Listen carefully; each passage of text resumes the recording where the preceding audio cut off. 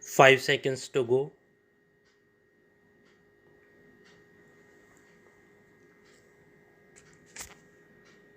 Start. I am very happy to be present here today for opening the new building of your university.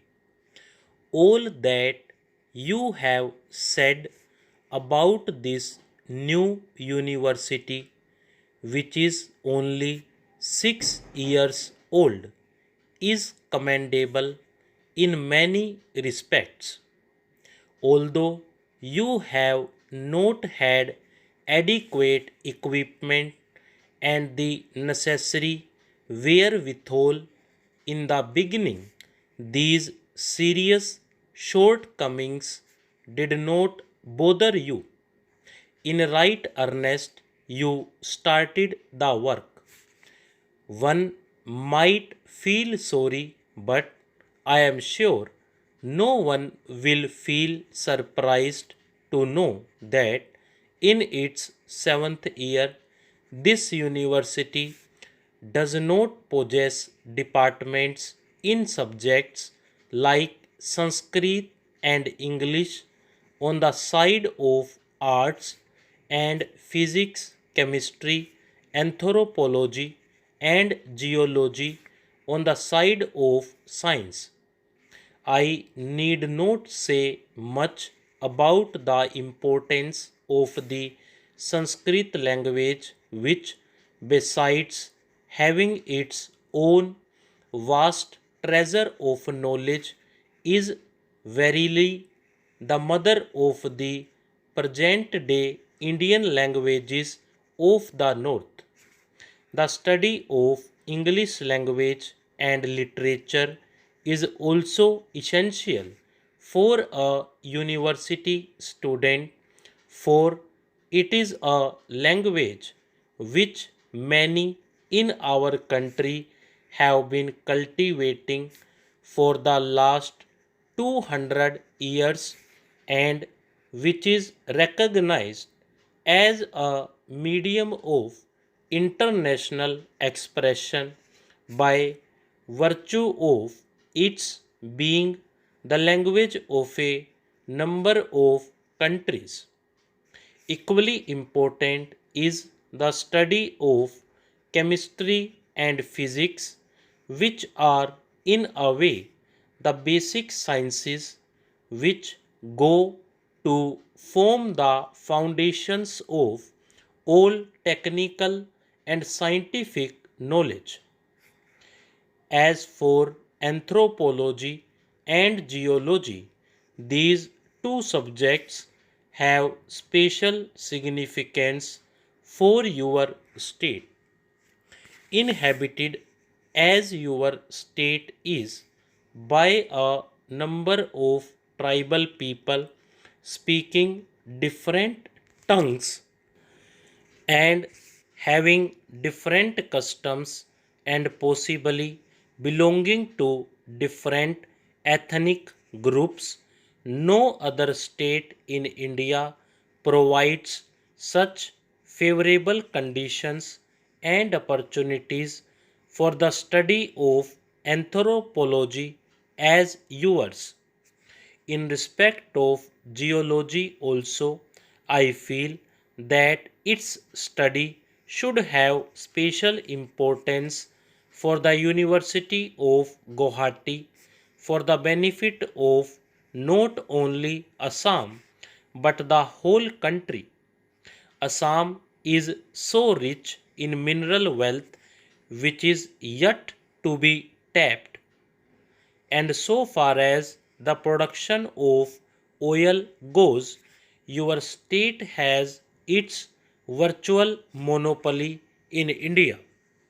I am glad you have not been discouraged by these shortcomings, but you are endeavoring to create departments in these subjects as early as possible.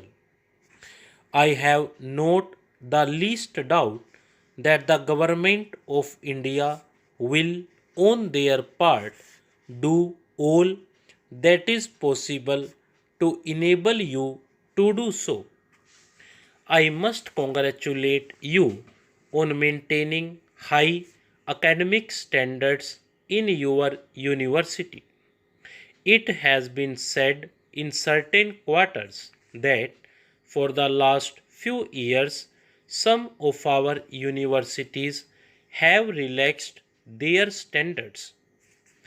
I cannot verify how far it would be correct to say so, but if there is any truth in it, this trend is to be deplored and discouraged because universities must always look ahead and after imparting education must of necessity be upright, even strict, in the matter of conferring degrees, destinations, or honors. You have done the right thing in sticking to this ideal from the very beginning. I am one with you that in order to be fully useful to the people for whom a university serves, it ought to be a teaching body. I am glad that in your planning you have kept this point in view. I hope the building which you have been good enough to invite me to open today marks the beginning of your undertaking in that direction. Apart from imparting education, which is, after all, the real aim of a university, it will also help you to coordinate and centralize your academic activities. What has particularly pleased me in the Vice Chancellor's address is his reference to the fact that your university is likely to provide a great meeting place for the different racial and linguistic groups inhabiting Assam. My own view is that a university, besides being a seat of learning, should also be a center of real cultural activity for the mixing of people professing different faiths, speaking different tongues, and having different customs and traditions. No other place can be more suitable than a university. This is because a university is singularly free from any kind of bias and the din and turmoil of politics. It provides an ideal atmosphere for all people to come close together and understand each other. I need hardly point out that you will be rendering a great service not only to your state but to the whole of India if you keep this objective before you.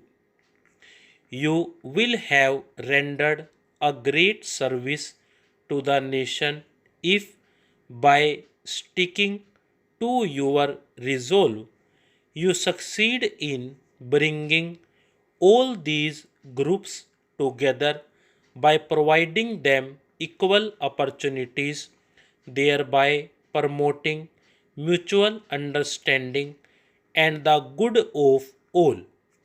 I am thankful to the Vice Chancellor for having invited me to open this building and for giving me an opportunity to address you today.